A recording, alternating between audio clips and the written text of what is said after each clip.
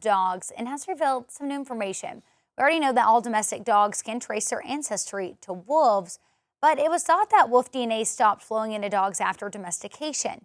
The new data shows low but detectable amounts of post-domestication wolf DNA in nearly 2/3 of modern dog breeds. It doesn't make sense when you think about like a little weenie dog. I was gonna say, my Labradoodles are more teddy bear than dog. They are than wolf. They are the furthest thing that I've ever seen from. That doesn't mean they don't have it in them, I guess. The scientists also found the genetic variants. Some commercial DNA tests promise to link to canine behavior do not accurately predict behaviors.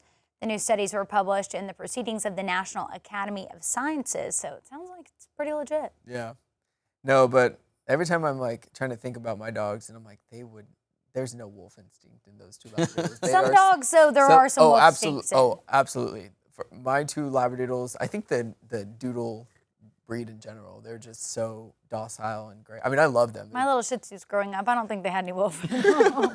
Oh yeah, my little dog, he's a mini golden doodle. He would like to think that he has wolf in him. Oh yeah. So from like time to time, whenever he's still playing like a puppy, you can tell he thinks he's a wolf. But if you look at him, he looks like a teddy bear. Maybe that's that genome in them, right? Yeah. Like they think they are, they just can't really go through with it. Oh yeah. And they also I will say they do have that. I can get my dogs to howl if you go at a specific pitch. Like they will start to. So see, they have it in them. It is in them, but. It just has to really be taken out of them. Yes. All right, well, a new crystal ball will be dropped in Times Square this year to ring in 2026. The ball was unveiled on Monday in New York City as it made its inaugural ascent up the 139-foot pole. Features over 5,000 waterford crystals, nearly twice what covered the previous one. Now, it also has circular crystals for the first time. This is only the 9th time the ball has been updated since the tradition began in 1907.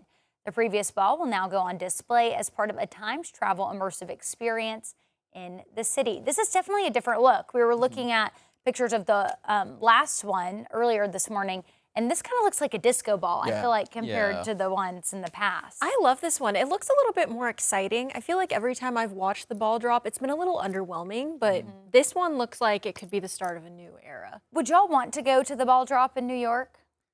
I don't think so. I think I would as a VIP. As a VIP, that would be probably the only way I would go. Walk up, have a good view, watch, go home. It seems like the people that they show on TV, I mean, They're a lot in of line people all go day. and they're in line all day, but it just People wear diapers yeah, and they say because they have to stay there in line. but those that have done it say that that's something that they felt like they had to do once, and I feel like I need to see it once. I feel like it is cool to do at least once, right? Like you got to do it. Especially having seen it on TV, all like for us and my family, like we'll watch it every year. Kind of that's what we'll do. But that's something I feel like you have to do. Yeah, we always watch it every year too. I just can't imagine being camped out for like 15 hours, especially on the times it's really, really cold. Yeah.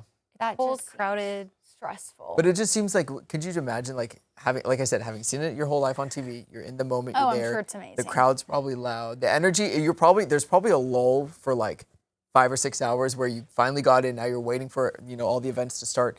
But then probably within that last hour, things start to get really crazy. Oh, for sure. Well, I'm sure you're making friends with people around. I mean, people are excited to be there, right? Oh, yeah. And so I'm sure it is a lot of fun. Yeah.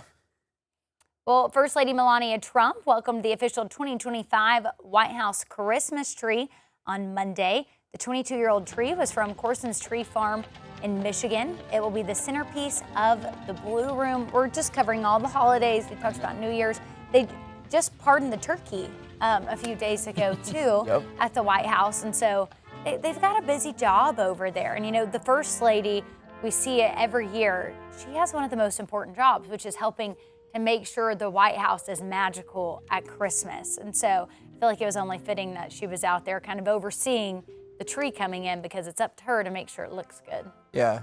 No, they have their tree in before we do at home, which is probably something that reminds me of something I need to start doing. Well, I'm sure their decor, I wonder how long it takes. Like, you see these displays from years past, and it's just like, I mean, they're crazy. And all the different themes that they've come up with, it's been really neat. Like, going from like Laura Bush to Michelle Obama and then to Jill and now to Melania. Like, seeing everyone's themes, I feel like you kind of see their personalities a little bit in the themes, which is really neat to see. I've been seeing a lot of conversations recently about like bringing back that old style Christmas.